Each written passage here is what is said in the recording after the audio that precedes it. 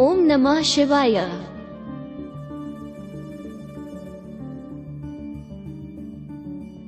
वेद कहते हैं कि जो जन्मा है वो मरेगा, अर्थात जो बना है वो फना है।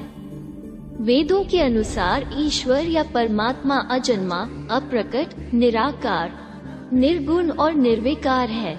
अजन्मा का अर्थ जिसने कभी जन्म नहीं लिया और जो आगे भी जन्म नहीं लेगा।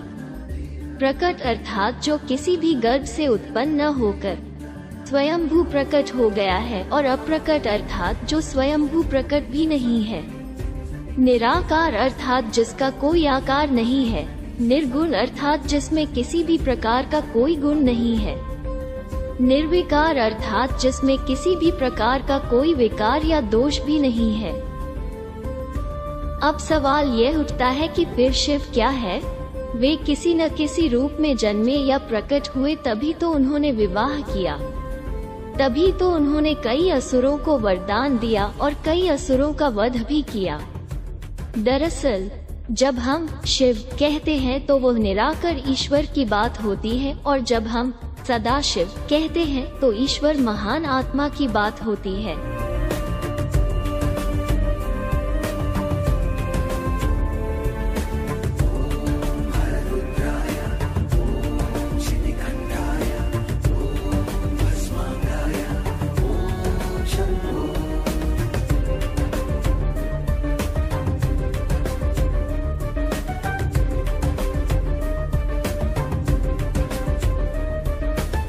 तो आइए आज हम निराकार ईश्वर शिव के बारे में जानने की कोशिश करते हैं। वह कौन है, क्या है उनकी सच्चाई, भगवान शिव का जन्म कैसे और कहां हुआ। शंकर या महादेव आरण्य संस्कृति, जो आगे चलकर सनातन धर्म में शिव नाम से जाने जाते हैं। सनातन धर्म में सबसे महत्वपूर्ण देवताओं में से एक है। वो त्रिदेवों में एक देव हैं। इन्हें देवों के देव महादेव भी कहते हैं।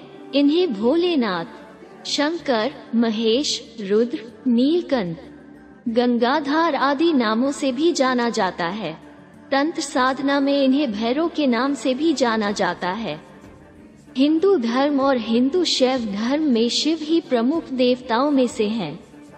वेद में इनका नाम रुद्र है। यह व्यक्ति की चेतना के अंतर्यामी हैं। इनकी अर्धांगिनी का नाम पार्वती है। इनके पुत्र कार्तिकेय, अयप्पा और गणेश हैं, तथा पुत्रियां अशोक सुंदरी, ज्योति और मनसा देवी हैं। शिव अधिकतर चित्रों में योगी के रूप में देखे जाते हैं और उनकी पूजा शिवलिंग तथा मूर्ति दोनों रूपों में की जाती है। शिव के गले में नाग देवता विराजित हैं और हाथों में डमरू और त्रिशूल लिए हुए हैं। कैलाश में उनका वास है। ये शैव मत के आधार है। इस मत में शिव के साथ शक्ति सर्व रूप में पूजित है।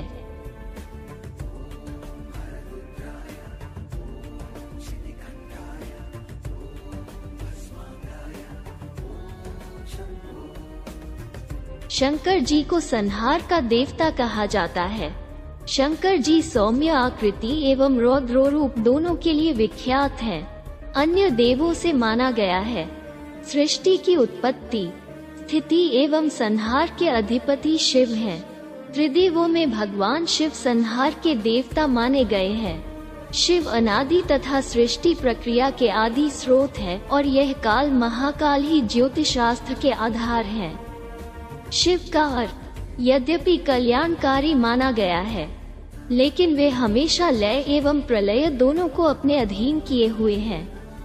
रावण, शनि, कश्यप ऋषि आदि इनके भक्त हुए हैं।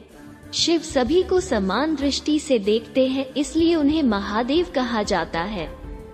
शिव के कुछ प्रचलित नाम: महाकाल, आदिदेव, किरात, शंकर, चंद्रशेखर, जटाधारी, नागनाथ, मृत्युंजय जिसका मतलब मृत्यु पर विजयी, त्रयंबक, महेश, विश्वेश, महारुद्र, विषधर, नीलकंठ, महाशिव, उमापति जिसका मतलब पार्वती के पति, काल भैरव, भूतनाथ, ईवान जिसका मतलब तीसरे नयन वाले, शशिभूषण आदि। भगवान शिव को रुद्र नाम से जाना जाता है। रुद्र का अर्थ है रुद्र, दूर करने वाला अर्थात दुखों को हरने वाला। अतः भगवान शिव का स्वरूप कल्याणकारक है। रुद्राष्टाध्याय के 5वें अध्याय में भगवान शिव के अनेक रूप वर्णित है। रुद्र देवता को स्थावर, जंगम, सर्व पदार्थ रूप, सर्व जाति मनुष्य, देव, पशु, वनस्पति रूप मान करके सराव, अंतर्यामी भाव एवं सर्वोत्तम भाव सिद्ध किया गया है। इस भाव से ज्ञात होकर साधक अद्वैत निष्ठ बनता है। संदर्भ रुद्राष्टाध्याय, पृष्ठ संख्या 10, गीता प्रेस, गोरखपुर। रामायण में भगवान राम के कथन अनुसार शिव और राम में अंतर जानने वाला कभी भी भगवान शिव का या भगवान राम का प्रिय नहीं हो सकता। शुक्ल यजुर्वेद संहिता के अंतर्गत रुद्र अष्टाध्याय के अनुसार सूर्य, इंद्र, विराट पुरुष, हरे वृक्ष, अन्न, जल, वायु एवं मनुष्य के कल्याण के सभी हेतु भगवान शिव के ही स्वरूप है। भगवान सूर्य के रूप में वो शिव भगवान मनुष्य के कर्मों को भली भांति निरीक्षण कर उन्हें वैसा ही फल देते हैं। आशय यह है कि संपूर्ण सृष्टि शिव में है, मनुष्य अपने अपने कर्मानुसार फल पाते हैं।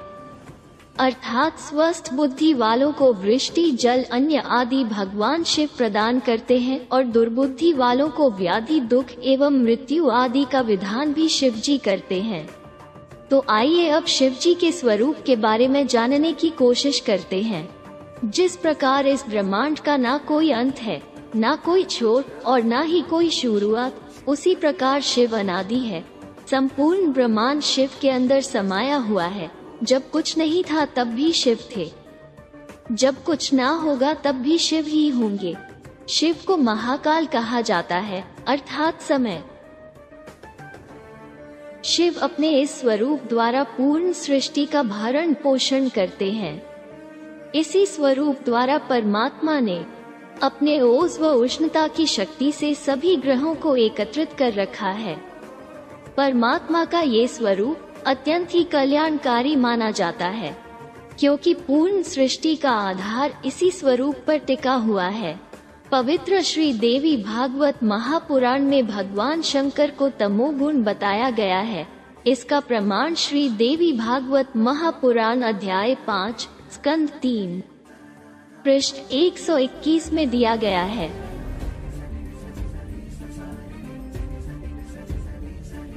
पवित्र शिव पुराण के एक लेख के अनुसार कैलाशपति शिव जी ने देवी आदिशक्ति और सदाशिव से कहे हैं कि हे मात, ब्रह्मा तुम्हारी संतान है तथा विष्णु की उत्पत्ति भी आपसे हुई है, तो उनके बाद उत्पन्न होने वाला में भी आपकी संतान हुआ। ब्रह्मा और विष्णु सदाशिव के आधे अवतार है, परंतु कैलाशपति शिव सदाशिव की पूर्ण अवतार है। जैसे कृष्ण विष्णु के पूर्ण अवतार है, उसी प्रकार कैलाशपति शिव ओमकार सदाशिव की पूर्ण अवतार है। सदाशिव और शिव दिखने में, वेशभूषा और गुण में बिल्कुल समान है। इसी प्रकार देवी सरस्वती, लक्ष्मी और पार्वती, दुर्गा आदिशक्ति की अवतार है। शिव पुराण के लेख के अनुसार सदाशिव जी कहे हैं कि जो मुझ में और कैलाशपति शिव में भेद करेगा या हम दोनों को अलग मानेगा वो नरक में गिरेगा, या फिर शिव और विष्णु में जो भेद करेगा वो नरक में गिरेगा। वास्तव में मुझ में ब्रह्मा, विष्णु और कैलाशपति शिव कोई भेद नहीं, हम एक ही हैं। परंतु सृष्टि के कार्य के लिए हम अलग अलग रूप लेते हैं। अब शिव जी स्वरूप शंकर जी के बारे में जानने की कोशिश करते हैं। पृथ्वी पर बीते हुए इतिहास में सतयुग से कलयुग तक एक ही मानव शरीर ऐसा है जिसके ललाट पर ज्योति है। इसी स्वरूप द्वारा जीवन व्यतीत कर परमात्मा ने मानव को वेदों का ज्ञान प्रदान किया है, जो मानव के लिए अत्यंत ही कल्याणकारी साबित हुआ है। वेदो शिवम शिवो वेदम, परमात्मा शिव के इसी स्वरूप द्वारा मानव शरीर को रुद्र से शिव बनने का ज्ञान प्राप्त होता है। क्या आप भगवान शिव के बारे में और जानने के लिए उत्सुक हैं? अगले वीडियो में मैं आपको भगवान शिव के गौरवशाली अवतार का एक व्यापक विवरण दूंगी, जिनकी भारत और दुनिया भर में विभिन्न रूपों में पूजा की जाती है। डिस्कवर करें कि वो कितने शक्तिशाली और राजसी है और क्यों उन्हें हिंदू धर्म में सबसे महत्वपूर्ण देवताओं में से एक माना जाता है। शिव जी के बारे में ज्ञान की दुनिया तलाशने के लिए तैयार हो जाइए। तब तक के लिए ओम नमः शिवाय। इस तरह के वीडियो देखने और सुनने के लिए इस शिव शक्ति YouTube चैनल को लाइक, शेयर और सब्सक्राइब करने के लिए आप सबका बहुत बहुत धन्यवाद।